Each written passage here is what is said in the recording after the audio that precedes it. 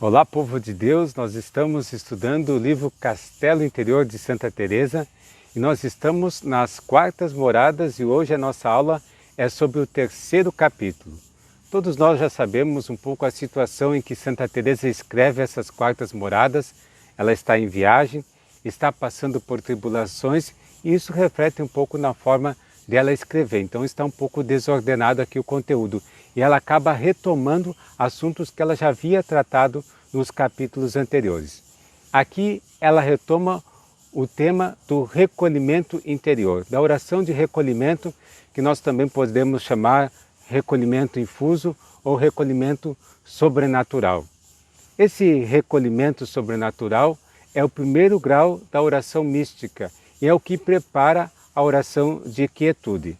Por meio dessa oração, como que Deus recolhe, interioriza o homem que vivia disperso em tantas outras coisas e agora passa a estar centrado em Deus. Então nós temos uma divisão aqui muito simples nesse capítulo.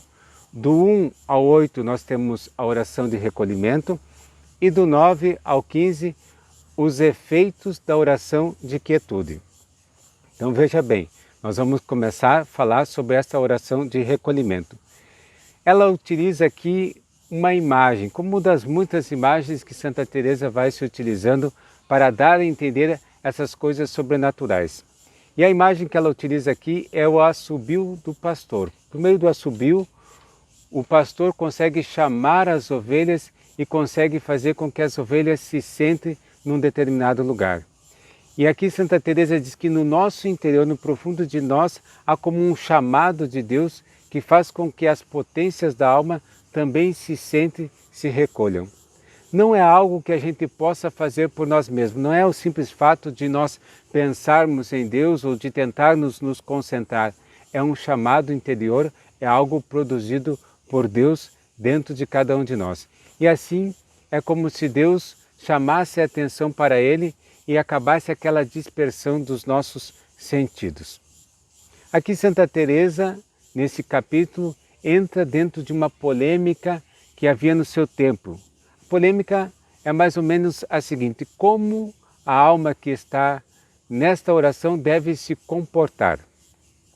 A maior parte dos mestres espirituais ensinavam nas suas obras que a alma aqui deve buscar que o seu pensamento, que o seu intelecto esteja em pleno vazio, como se não estivesse pensando em absolutamente nada.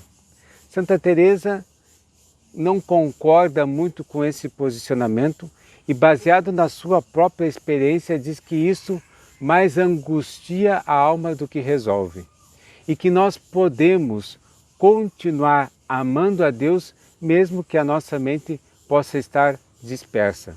O importante sempre é que em nós esteja desperto o amor. Então, o importante aqui é amar a Deus e procurar estar atento ao que Ele vai nos falando, ao que Ele vai nos sugerindo. Então, em resumo, não se deve inquietar com os pensamentos. Apenas a gente deve se entregar e se abandonar nas mãos de Deus. Do item 9 ao 14, então, como eu disse, ela começa a falar dos efeitos da oração de quietude. O primeiro deles, a alma recebe aqui uma espécie de uma capacitação para servir a Deus com maior liberdade de coração. Isso é muito importante e cada vez que a gente vai adentrando mais as moradas, isso vai se tornando mais nítido, que nós nos tornamos mais disponíveis para servir a Deus conforme nós vamos crescendo e evoluindo na vida espiritual. Um segundo efeito é que aumenta a nossa confiança em Deus, aumenta o nosso desejo de não ofender a Deus em situação nenhuma, aumenta também a nossa fé e a nossa confiança na sua misericórdia. Um terceiro efeito é que tem maior capacidade de renunciar e até de fazer alguma penitência, algo que eu possa fazer para colaborar na obra de Deus, porque aqui a alma já está fortalecida e já abandonou aqueles contentamentos do mundo e já está mais disposta a servir a Deus. Um quarto efeito que esta oração produz é que a pessoa se vê melhorada em todas as virtudes, como vai crescendo nela as virtudes.